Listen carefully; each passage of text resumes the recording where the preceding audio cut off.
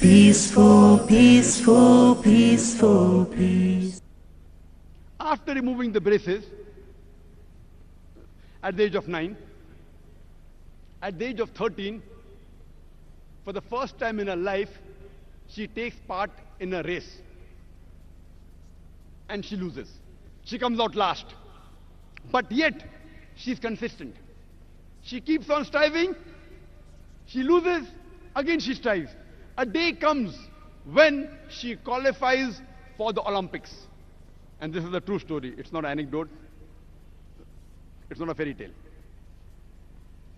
Once she qualifies for the Olympics, in 1960 Olympics, she comes out first in 100 meters amongst the women.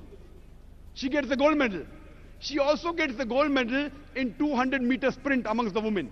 She also wins the gold medal for the 400 meter relay, 100 into 4 amongst the women. She gets 3 gold medals in the 1960 Olympics. And she creates history. A paralyzed, a paralytic woman who had polio, she becomes the fastest woman on the face of the earth in the year 1960. Now when we analyze the goal setting done by Wilma, and if you have read books of the management gurus, she fulfills all the criteria. Those who have read about the SMART goals, I don't want to go into detail. But let us verify how much she fulfills of the main target of the creator, Islamic. Number 1, was the goal Islamic? Was the goal according to Quran and Sunnah? I don't know her personal life, but I knew that she was not a Muslim. I don't know whether she did for the creator or not.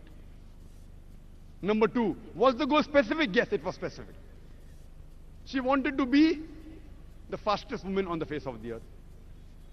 Was it lucrative? Was it profitable? Yes.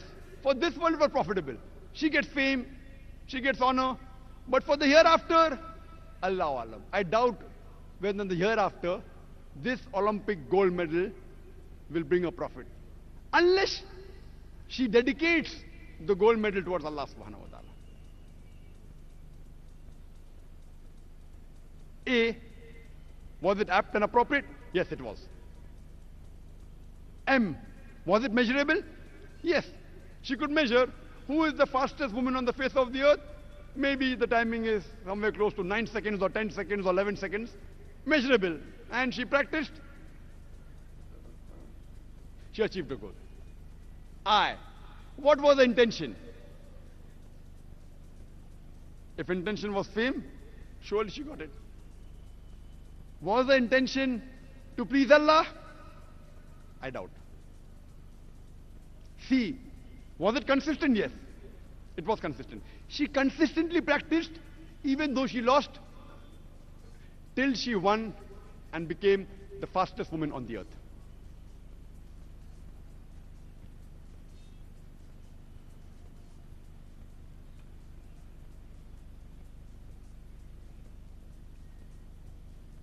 Let me give you another example to compare and show the difference between goal setting. I would like to give an example of the man, of the person who had very small means but reached the heights in his field. The man, the person who changed my life and converted me from a doctor of a body to a doctor of soul. And I'm sure you know the name of that man. He's none other than Sheikh Ahmad Deedat. Let us compare his goal setting. Sheikh Ahmad Deedat. And if you know the life history of Sheikh Ahmad Deedat, he acquired education only till standard 6th. Because both his ends could not meet, he was forced to leave his education. After passing standard 6, he was forced to leave his education. A man with small means, He was forced to leave the country India where he was born. Then he goes to South Africa. He does a job of a salesman. He works in a furniture shop.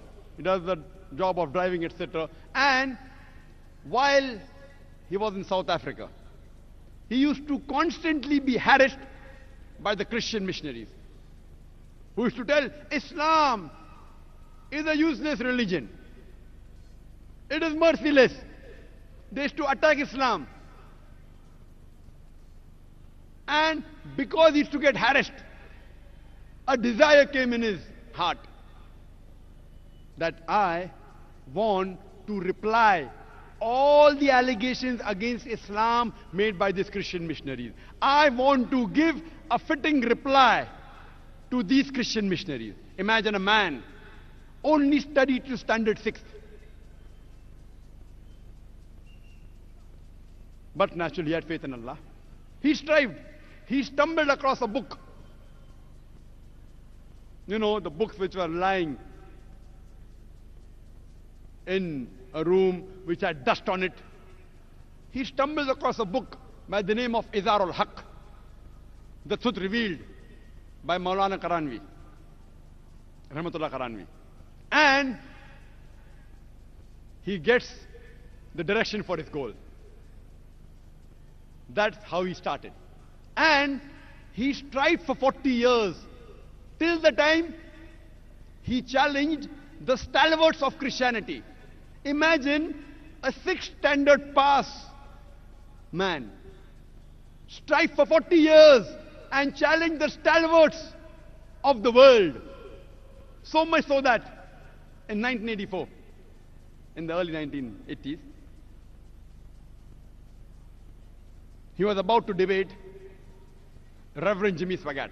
And at that time, in 1980s, Jimmy Swaggart was the #1 most powerful, most famous Christian televangelist.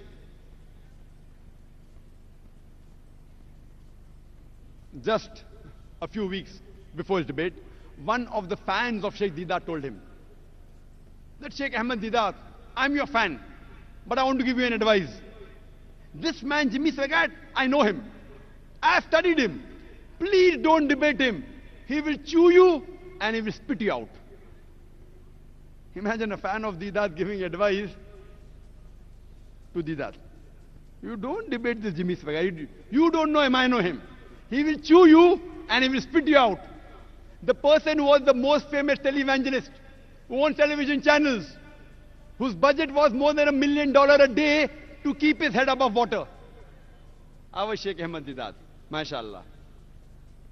With Allah on his side, he goes to USA. In the hometown of that Christian missionary. In the country very famous. He goes and he has a debate. And alhamdulillah, summa alhamdulillah, with Allah's help, he turns the tables over. Imagine a man of small means, not even past school, leave aside being a graduate, challenges the stalwarts of Christianity, so much so that he became the biggest stumbling block for the Christianity of the world, for the Christian missionary. One man alone, Sheikh Ahmed Deedat, with the help of Allah subhanahu wa ta'ala, he challenged the whole of Christianity.